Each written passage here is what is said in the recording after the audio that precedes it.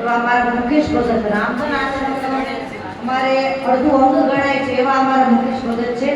તો એને પ્રાર્થના બે શબ્દ આપણને આશીર્વચન આપશે. જોરદાર તાળી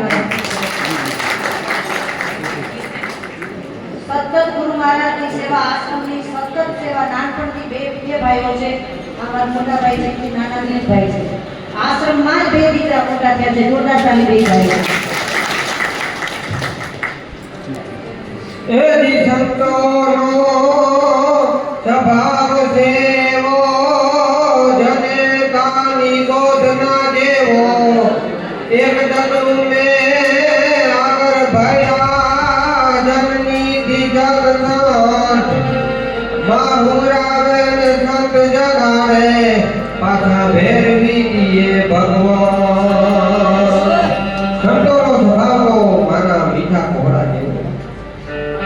એક સંત સત્સંગ કરતા હતા. એક માણસ આવી અને સત્સંગ સાંભળે. એ માણસે કીધું સંતને કે બાપુ આજનો સત્સંગમાં મજા આવી ગઈ, જામો પડી ગયો. સંતે કીધું કે મજા આવી ગઈ પણ ફેર કાંઈક પડ્યો, કાંઈક ફેર પડવો જોઈએ. કે નકરા જામા જ પાડવા છે.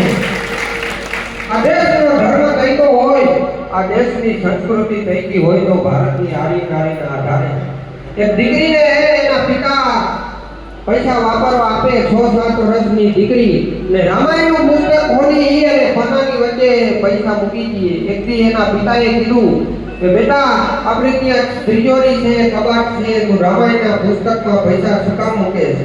ત્યારે ગામડા ગામમાં રહેતી આ 7 વર્ષની દીકરીએ જવાબ આપ્યો હતો કે બાપુ તમને ખબર નથી, ચોર ચોરી કરવા આવે ને તો કોઈની રામાયણ ન ખોલે અને જીવતરમાં એકવાર રામાયણ ખોલે ને એ કોઈની ચોરી ન કરી શકે.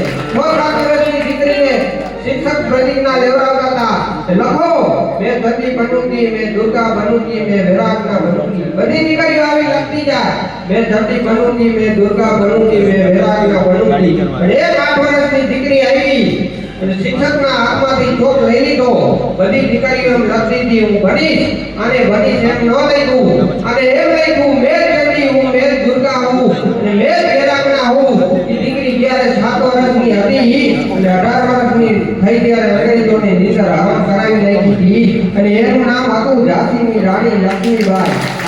પરમ પૂજ્ય મા મંડલેશ્વર રત્નેશ્વરી દેવીના ચરણોમાં વંદન. પરમ પૂજ્ય મા મંડલેશ્વર સુધાકરણ દાસ બાપુના ચરણોમાં વંદન. અને આપ સૌના હૃદય કમળમાં બિરાજમાન ભગવાન રામના ચરણોમાં વંદન. રામદેવજી મહારાજ કી જય, સનાતન ધર્મ કી જય, પરગના વીરની જય, ભાવેશ્વરી માત કી જય, નેમિષારણ્ય ધામ કી જય.